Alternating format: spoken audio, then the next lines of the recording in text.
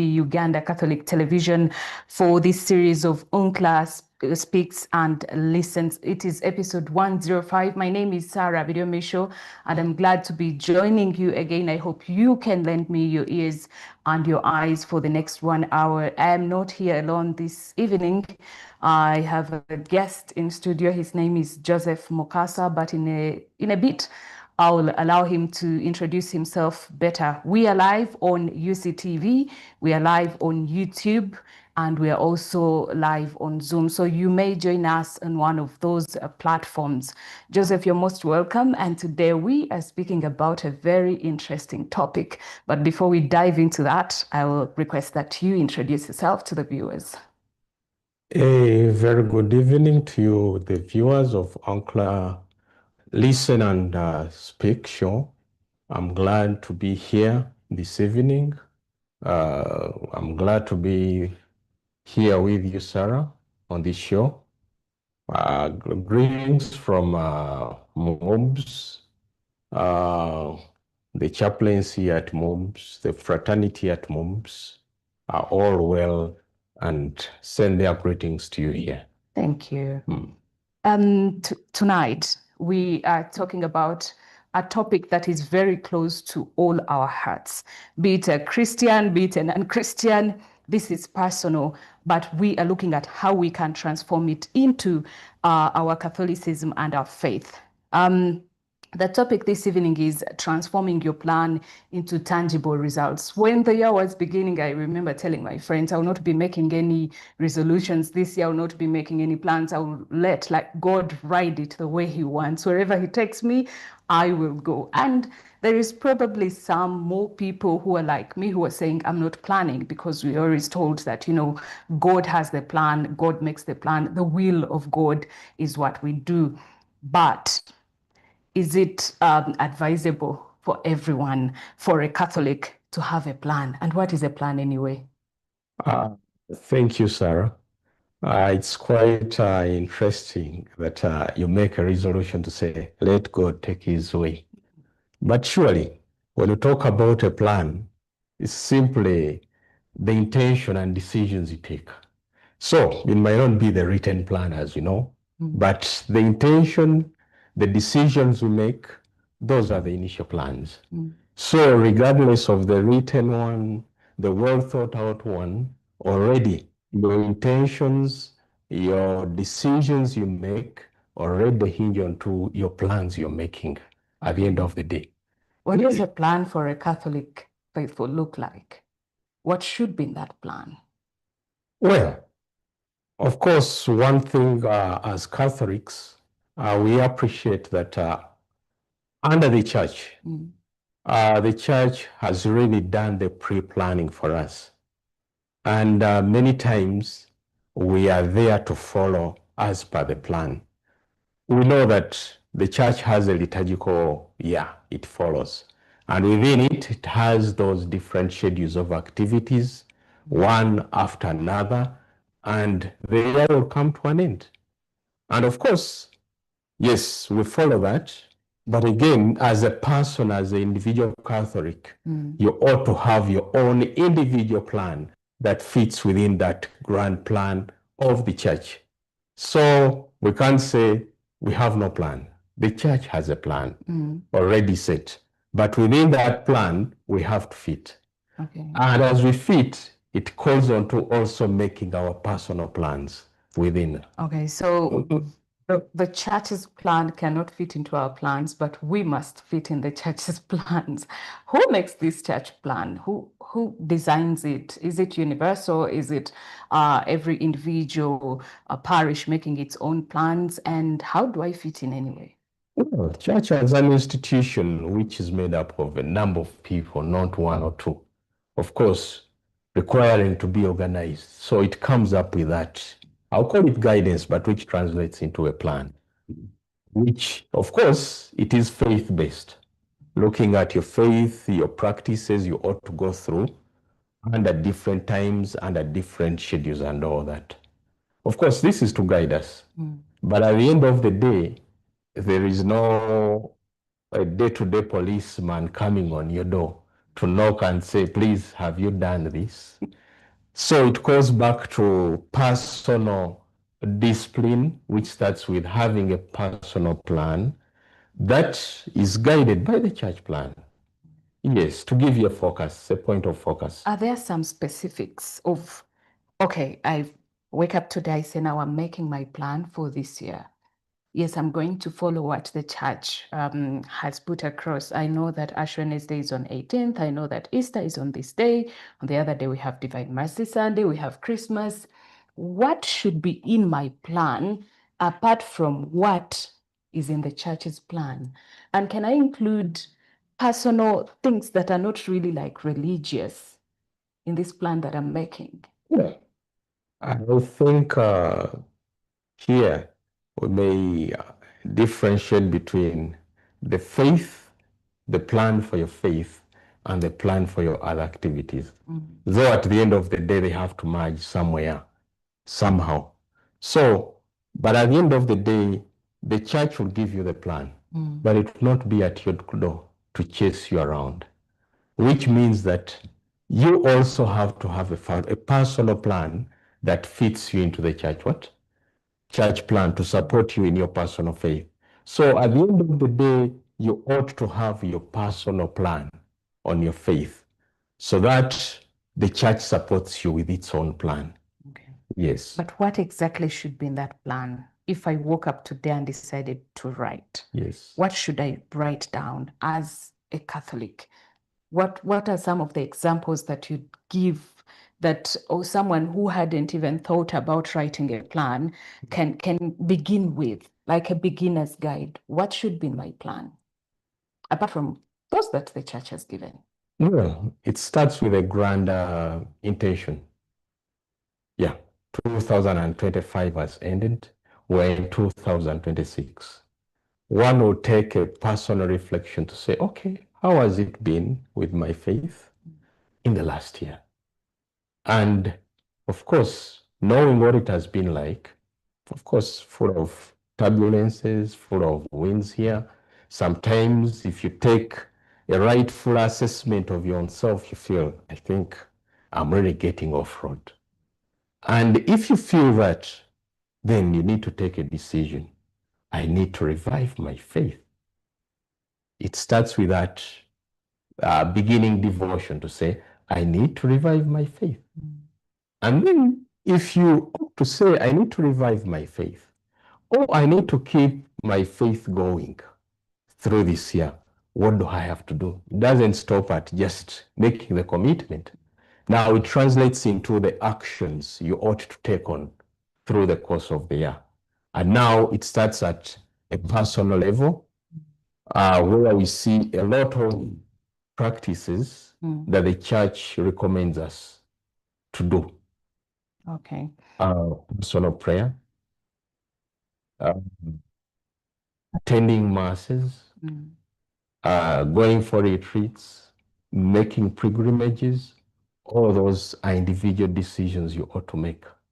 The church may never come chasing you around on them unless you decide to. So you need to make your own personal plan, laying down those key aspects that the church recommends that will keep your faith going. Okay. Is it possible for me to be over ambitious?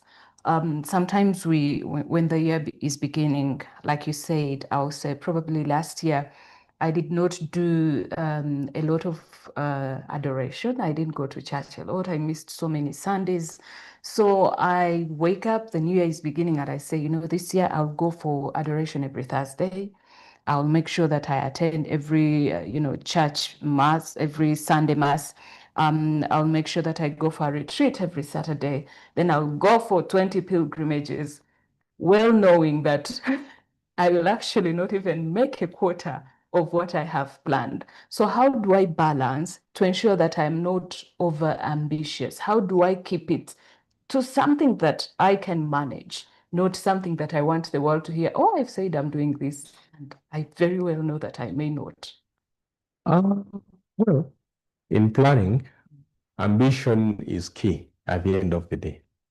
Don't limit the ambition. though we have to be realistic.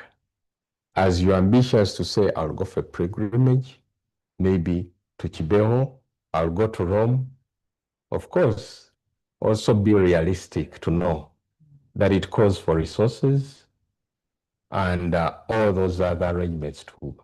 So you ought to look around yourself and be realistic in setting your targets that can be met.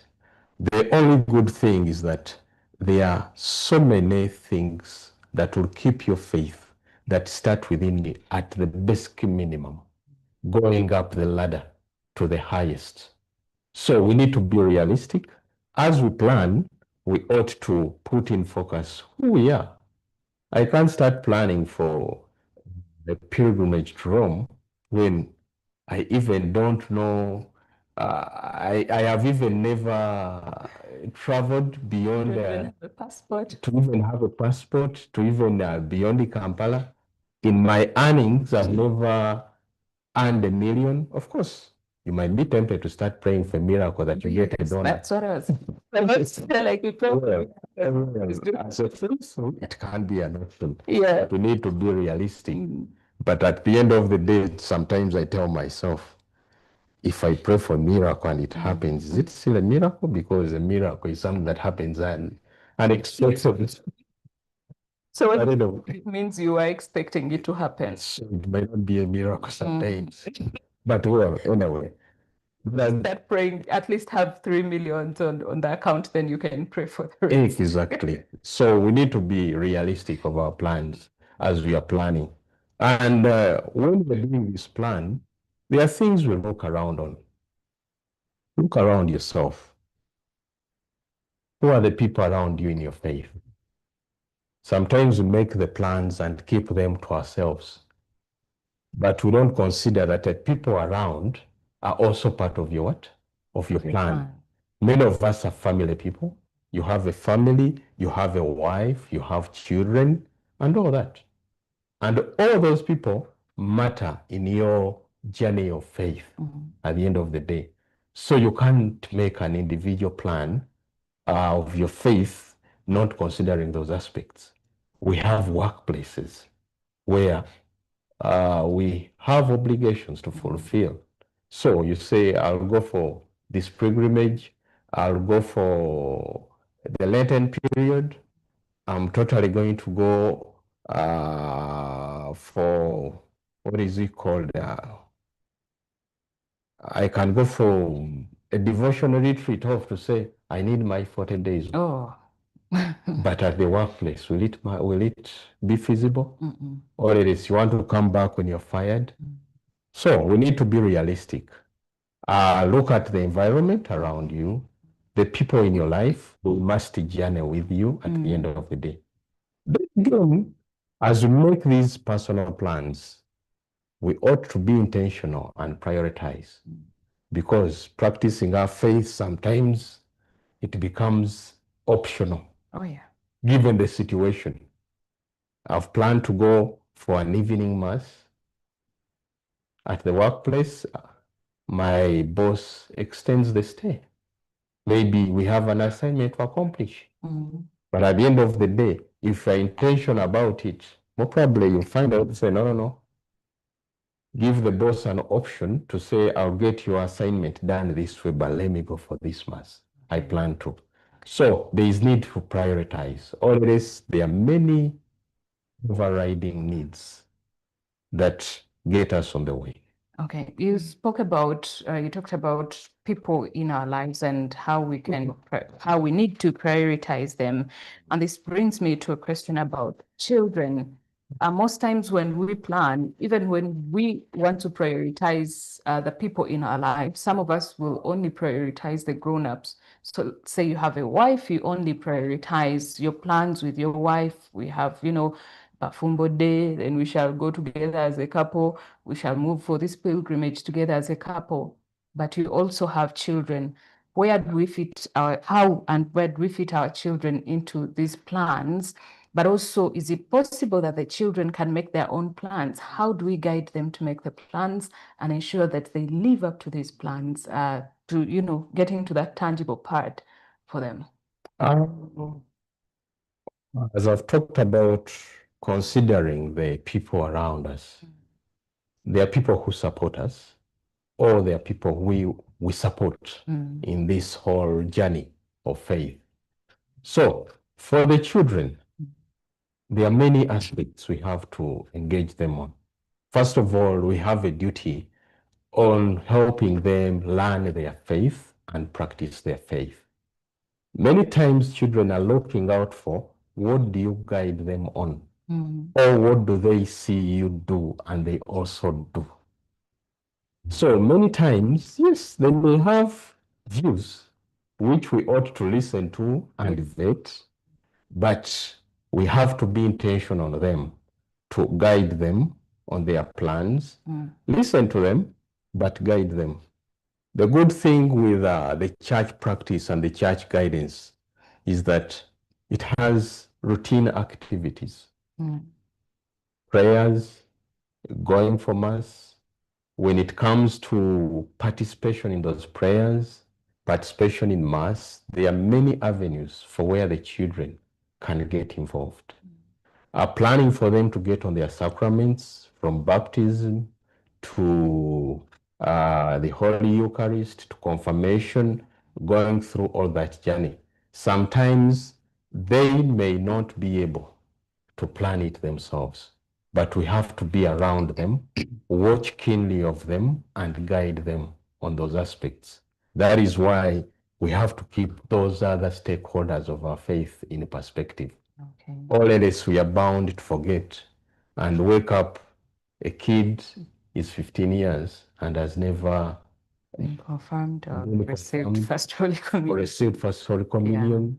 Because yes, for you, you are there, you are at it, you go for the masses, you go for the pilgrimages and all that, but the kids are left out. Wow. Yes. Okay, thank you so much. If you are just joining us, we are live on UCTV with UNCCLA Listens and Speaks.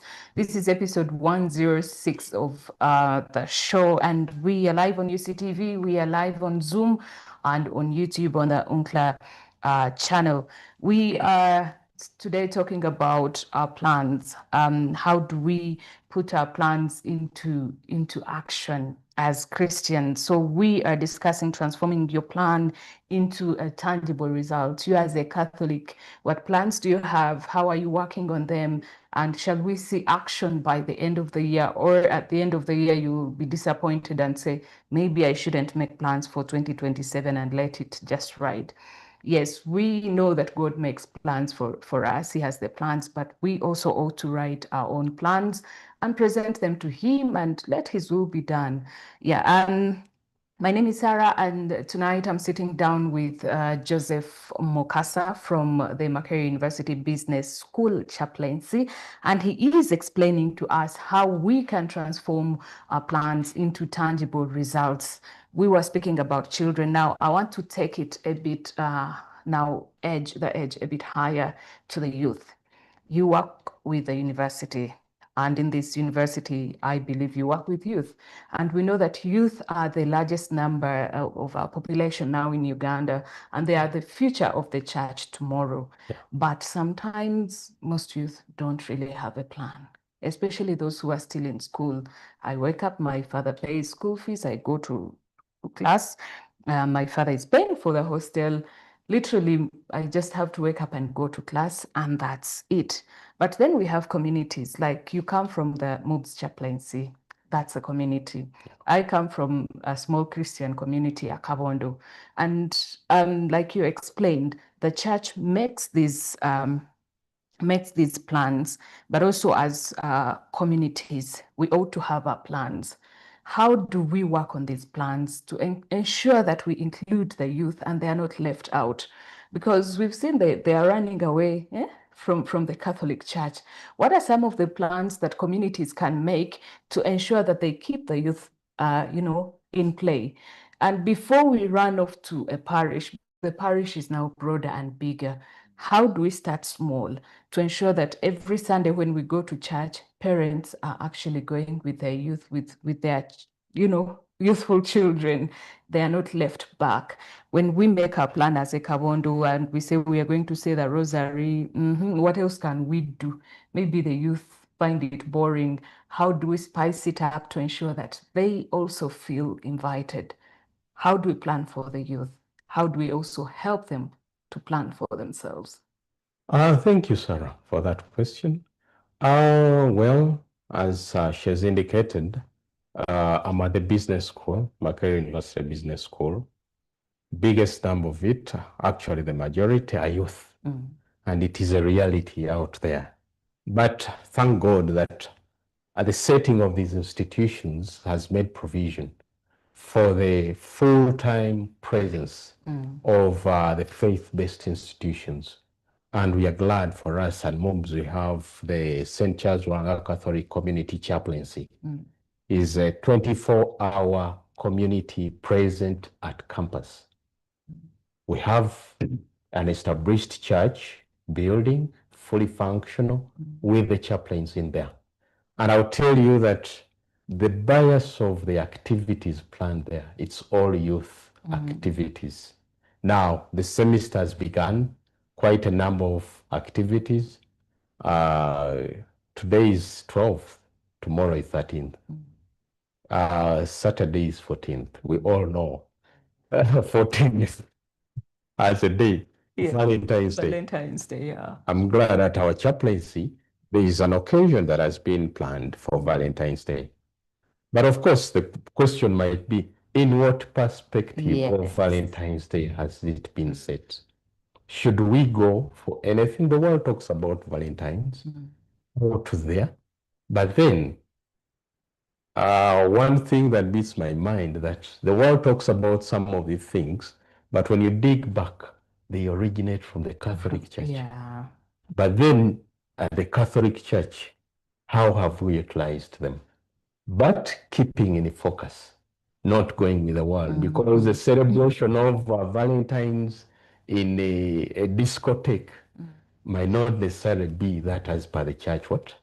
But what we see is that these activities where people are taking in interest, and more probably the youth, the church should be seen to also take interest, but keeping the dimension of the church. Because, for example, on that day, yes, it will be red and black. Of course, Mass will be there at a certain moment. After Mass, of course, moment of jubilation and all that. A talk about love, but not the love we know, the biased love. Love is all over. To our friends, to our relatives, to all the people. We have to celebrate the love for them. And of course, within that activity, there is an intentional talk about the challenges that, of course, come with at university, issues of relationships and all that are a reality, challenging our students. And many of them, when you get a chance to sit down with them, those who have faced these problems, you find it's just the naive minds that cause them that. Then the issue is, can we come close to redeem them of the naive minds that you can celebrate a Valentine's Day, but not in the perspective of boyfriend, girlfriend, going into the excesses of it. Yes. So there have to be those programs intentioned and branded in the youthful way. Of course, there is that talk of the youth. The Bakade, you people. Those things are Bakade. But those things are Bakade. It's just that they are naive. They are coming up to the world, facing the world for the first time. Of course, we don't have to be angry at them. No, we don't. But we have to listen to them and guide them. But in all that the church does, we have to customize that. But I'm glad that the church is customizing that to the youth. And even at other levels, when I move back to my parish, there are youth programs. There are youth programs that are running, and the youth are being given the space to practice their faith in their youthful way. But is the church giving too much space to the youth? Is it changing so much for them? And what are the consequences of that? I think the church is not changing much. It's just accommodating them. Okay. Yeah. Ah. It's just accommodating them.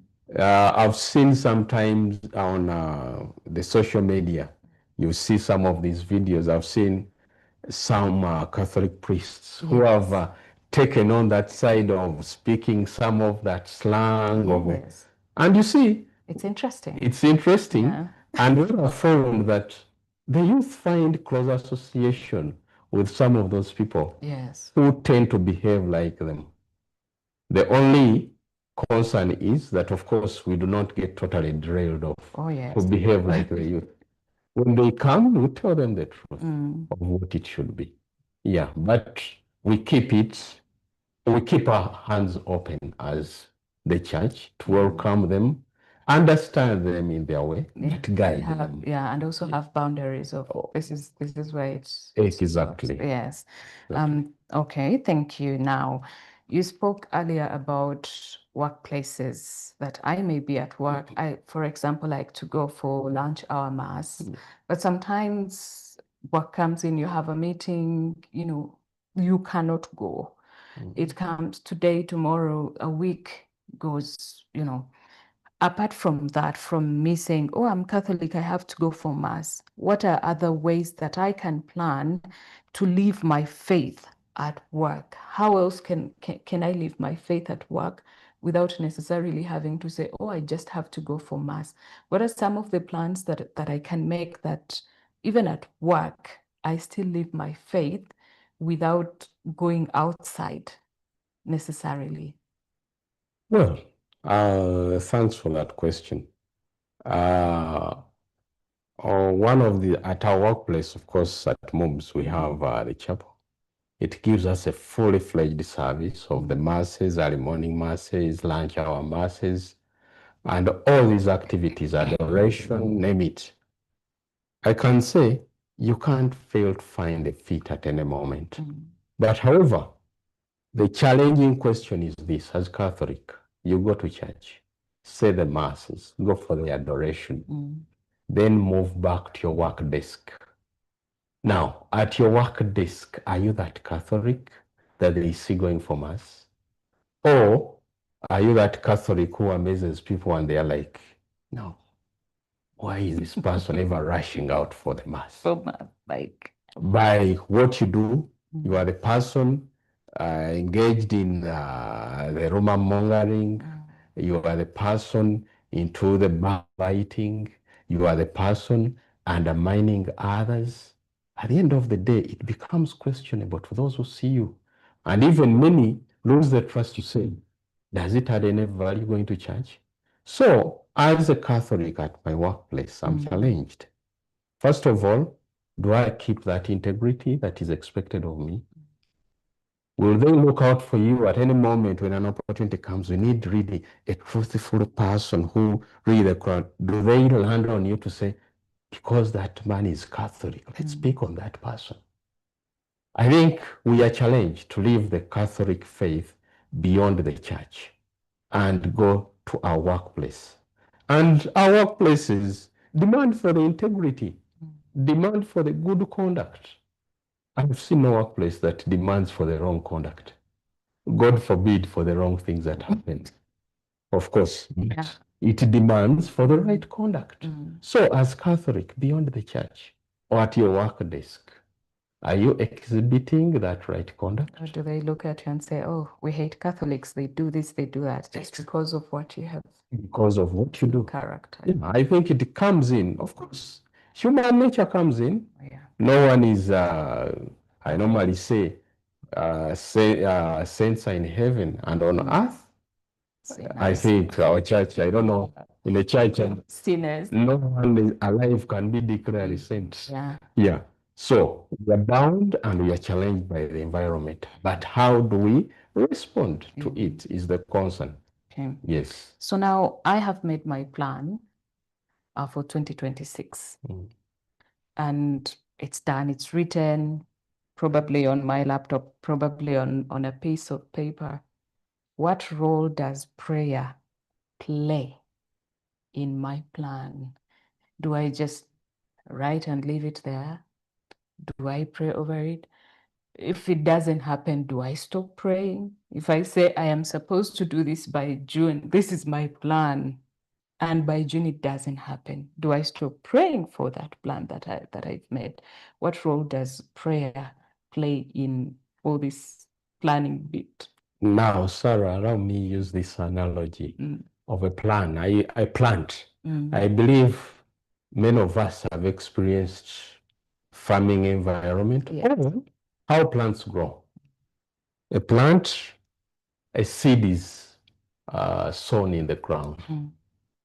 But for it to be there has to be the fertile soils and the nutrients, but as well, there has to be the water.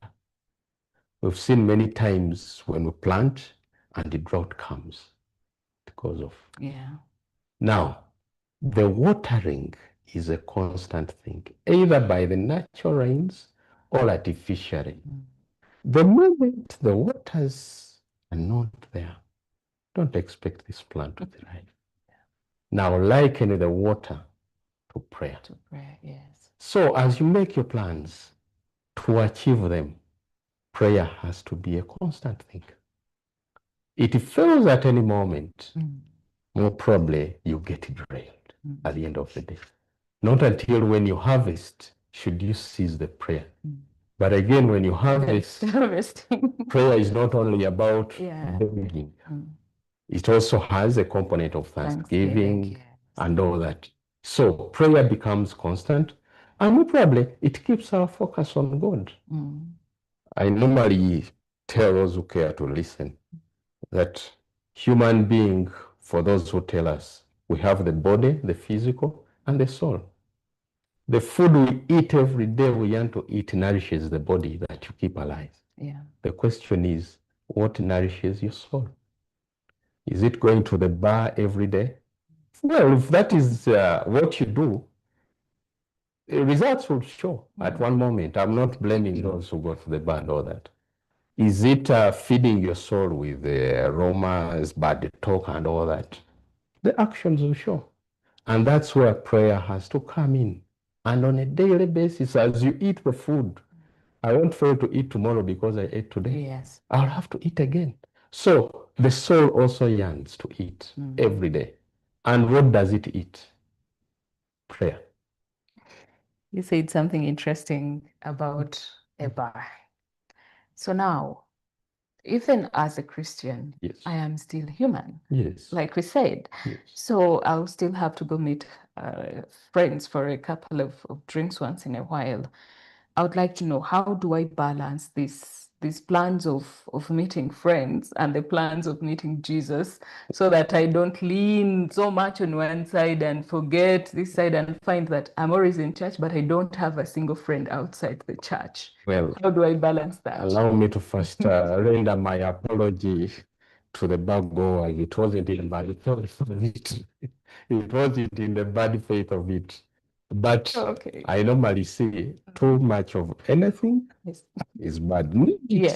Too much of anything is bad. Does that also bring in too much of prayer and going to church? That they'll tell us what it happens. That I'm not much of the theologian and all that. But now when it comes to the bar, is not the bad thing as such, but too much of anything is bad. But again, there's time for everything. At one moment, I'll be in the bar.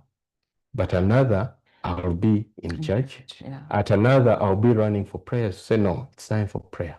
So it's a balanced cycle of placing everything at its right time. But all it is, if you take a bias of one thing to fit for others, then there is a problem. Yeah, so as you plan your day, as you look at your day, yes, plan for meeting your friends, more probably at a bar, at a park, at anything. But as you should have planned that at this moment, I'll be praying. Yes. But always keep only the plans of meeting friends in bars, day in, day out, every day of your time. Without prayer, Without prayer, you're doomed. it becomes something else. Okay, so what are some of the obstacles that prevent us as Catholics, as faithful, from following through to the plans that we have made? I have made my plans, I have presented them to the Lord, but I can't follow through even when I want. But there's some obstacles that may come in. What are some of these obstacles, and how do we, resolve them? You see, the obstacles are quite many. Actually, I've observed many times when I'm in church, it gives the mind and that feel of, yes, God, this. Mm. When I'm getting to the exit of the church to face the world, there are so many things that come your way. Yeah. The workplace itself, the work demands, family demands, name it, and you cannot know until that moment hits. Oh, yeah. Or you're on the road driving, an accident will befall you, and all that. All those things will come in your way. Mm. And the reality, some will come as temptations, some will come as the day realities and all that. They will never fail to come. But one thing I find that keeps one on the road, our priorities. Oh. Our priorities. We should be intentional on our priorities. Always, when we leave it passive, to say, okay, 18th is Ash Wednesday. Then on the 18th, your boss tells you, please, you have a trip up country. You'll be on the bus or on the road through this. Then you say, you really justify to say, surely Ash Wednesday got me on that. I had nothing to do. But if you are intentional, yes, you will not disobey your boss. But surely on the way there, if you are intentional, you mean you can't find a Catholic church on that day where you can break off for a minute or two and take your ashes? I think you can. This happened to me last year, actually. I was in the field during that time of, Ash Wednesday, and I went and I had my ashes all the day in the field, and people were looking at me like, what's wrong with this one? Exactly. But, like you said, the priorities. Priority and being intentional about our faith. Yeah. Of course, it doesn't come easy. It calls for the grace of God. But we need to be intentional and make it priority. Okay. Yeah, amidst the situations that will come, they will never fail to come. But we need to be intentional. Okay, we have a few minutes to the end of this discussion, which is really beautiful, that I'm loving. And I wanted to ask, like, should I feel like what I planned has actually failed? And I feel it within me that it's done, like it's failed. What do I do? Do I rewrite the plan? Do I go back and present this same plan to the Lord and say, okay, I am restarting from where, I stopped? What words of encouragement would you give someone who is actually discouraged and giving up because their plans are not working? They want them to work. They have had them, but they're going 6 months down the road. Nothing is working. And you start wondering, what do I do? Do I stop here? Do I now write new plans? Is God not listening? Was he not part of this plan? How do we get encouraged to keep going? Relating to that, my profession is in accountancy. And with accountancy, one thing you never fail to come across is the issue of planning financially, which translates into budgeting. But there is that rhetoric that the budget has never been the actual. Yes. The budget has never been the what? The actual. The actual. Yeah.